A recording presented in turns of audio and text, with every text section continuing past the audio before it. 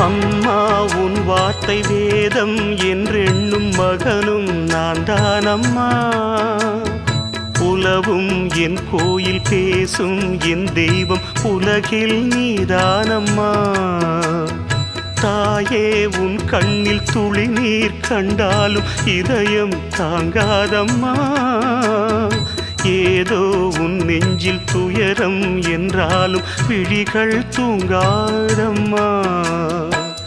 வண்ணமுகம் வாடி நிற்க பார்த்ததில்லை நானும் என்னாலும். வாடை கொஞ்சம் கூந்தலை ஆடை கொண்டு மூடிட வருத்தம் என்ன இந்நேரம். சொல்லி சொல்லி வந்தது